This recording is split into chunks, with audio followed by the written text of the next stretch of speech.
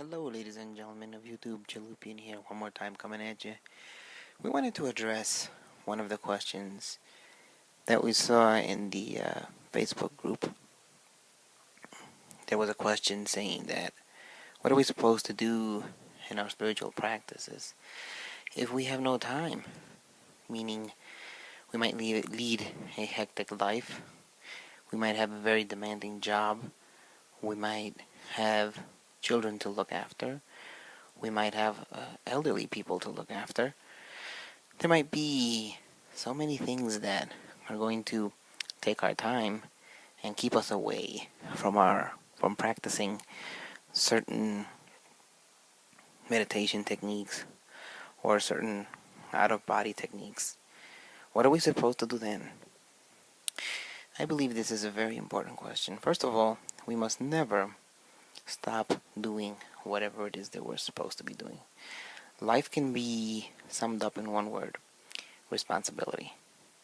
If we do not have responsibility, then our life is simply going to crumble. What we must understand is that we must also be responsible for our own spiritual growth. It's not going to be a spiritual leader. It's not going to be some guru. It's going to be yourself that is ultimately responsible for your own spiritual growth. So what to do? What to do in the West? What are we supposed to do here where time is really almost a luxury? Well, there was a gentleman, a Russian gentleman by the name of Gurdjieff, who actually saw this coming. And about in the 1800s, he traveled to Tibet and learned many of the teachings of Buddhism.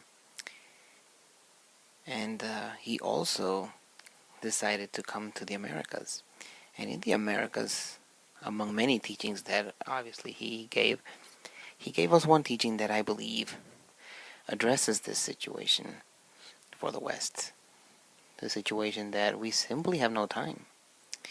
He introduced us to a teaching called Remembering Oneself. Now, this teaching you can also see expressed in the sayings or in the teachings of Eckhart Tolle, in the teachings of Krishnamurti, and many others. Now, we're not saying that Gurdjieff was the first one to do this. We're just saying that he brought it to the West. This teaching is actually very ancient. The teaching goes like this. We must experience the now, the moment. For the now and the moment is the only thing that is real. There is no other reality except the now.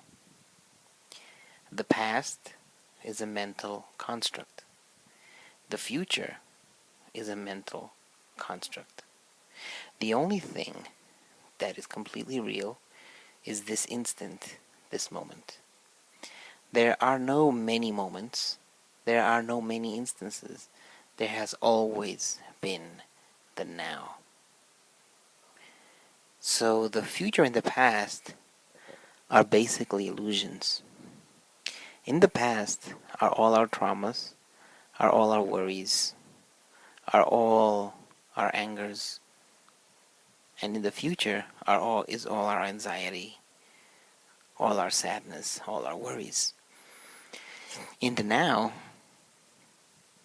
all those things simply do not exist because they are mental constructs. So, if we realize, what we must realize is that, yes, we must set some time for spiritual practice, but in reality, life itself, if we look at it from this now teaching, life itself is a spiritual practice. It's not that we have to separate time for the spiritual practice, but rather our perception or our concept of life. Life is a spiritual practice. So what this is going to mean is that while at work, we can remember what we are. We are the now. We can remember while we're at work. We can remember while we're taking care of our children. We can remember while we are in school. We might be realizing this very moment as we hear this small lesson on the now. You can get up, walk around, and you'll still be in the now. There's no need to separate and go sit down in the lotus position and go meditate for hours and hours. Now, we're not saying that we shouldn't do that. We're saying that we don't have to all the time if we are practicing the now constantly. Now, this doesn't mean that we can't think. Of course we can. But there should be something that is controlling our thought process. Not our thought process controlling us, which is usually what happens. We'll start worrying. Oh, I didn't do this. Or, oh, she didn't take care of that for me. Or, ooh, I forgot to go here. Or, oh man, tomorrow I have to remember to do that the right way. Or, all these things are constantly in our mind.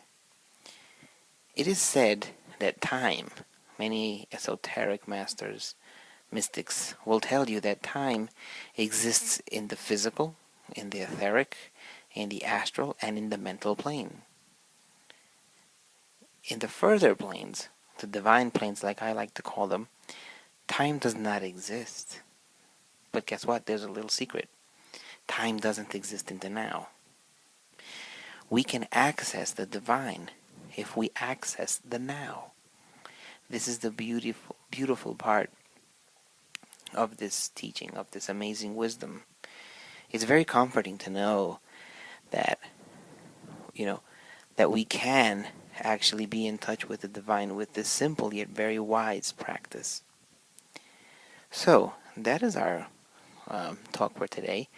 We can refer you to Krishnamurti, we can refer you to Eckhart Tolle, we can refer you to many others that are currently teaching us about the now. One thing that we must understand is that all these authors are going to tell us the following thing, which is extremely true. They're going to tell us that life's meaning, the only place that life has meaning is within us. We are the ones who give life meaning. The only thing that exists is the now and the meaning that we give to it. So, you can check out in the links below in the description some links to some of Krishnamurti's talks, some links to Eckhart Tolle's talks, and some links on Gurdjieff also, so you can study up on that. And one last thing before I go. If you practice this long enough, you're going to start practicing it in your dreams, and you'll suddenly awaken there.